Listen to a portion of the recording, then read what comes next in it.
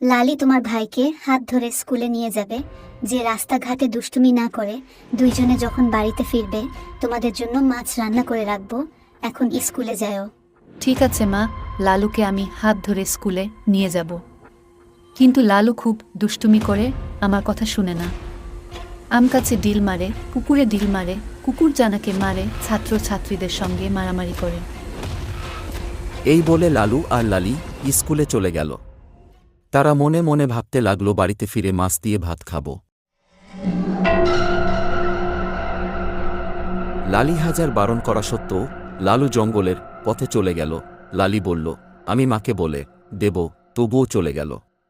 লালু খুব দুষ্টুমি করে, কারো কথা শুনে না।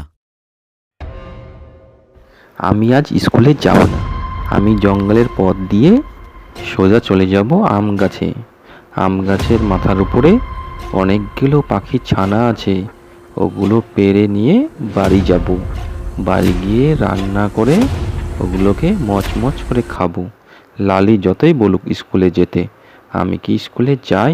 আমাকে স্কুলে একদম ভালো লাগে না। আমি এখন আম গাছের ওখানে গিয়ে যাব। বাড়িতে গিয়ে মাকে সব বলে দিব। লালু আমার সঙ্গে আসলো না, জঙ্গলের পথে চলে গেল দুষ্টুমি করতে। ছেলেটা খুব দুষ্ট হয়েছে, স্কুলে একদমই আসে না। মাকে আমি বলে দিব। এই তো আম গাছটা, অনেকগুলো পাখির ছানা, কত সুন্দর লাগছে পাখির ছানাগুলোকে। আমি এখন গাছে উঠবো আর সব ছানাগুলো পেড়ে নিয়ে বাড়িতে চলে যাব। আমাকে খুব ভালো লাগছে পাখির ছানা। দাঁড়াও, তোমাদেরকে বাড়ি নিয়ে যাব। ও পাখির ছানা, তোমাদের মা বাবা কোথায়? তোমাদেরকে তো আমি ধরে নিয়ে যাব, বাড়িতে গিয়ে ভেজে মচমচ করে খাবো। আমি তো স্কুলে যাইনি তোমাদের জন্য। ঠিক আছে, তোমাদের ধরবো আর খাবো মচমচ করে, খুব মজা হবে। তোমরা যাবে আমার সাথে? না গেলে তবু আমি জোর করে তোমাদের ধরে নিয়ে চলে যাব। লালু গাছের পাখির ছানা পড়াতে গিয়ে পড়ে যায় এবং সে অনুভব করে আমি অন্যায় করেছি, তাই গাছ থেকে পড়ে গেছি।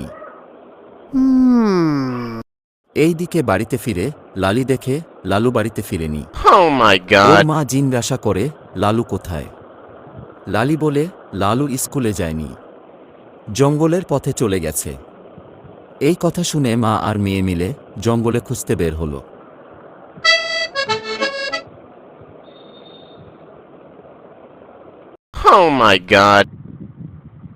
জঙ্গলে গিয়ে দেখল লালু গাছ থেকে পড়ে গেছে আর অজ্ঞান হয়ে গেছে। মা আর মেয়ে মিলে লালুকে তুলে বাড়িতে আনলো।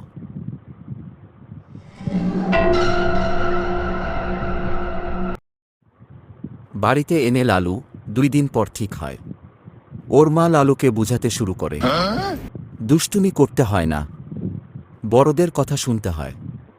লালু মাকে কথা দেই সে আর কোনোদিন অন্যায় করবে না। সে প্রতিদিন স্কুলে যাবে, দিদির সঙ্গে স্কুলে যায় আর দিদির সঙ্গে আসবে। 2 ভাই বোন প্রতিদিন একসঙ্গে স্কুলে যায় আর একসঙ্গে স্কুল থেকে বাড়ি ফিরে। তারা 2 জনে খুব খুশি।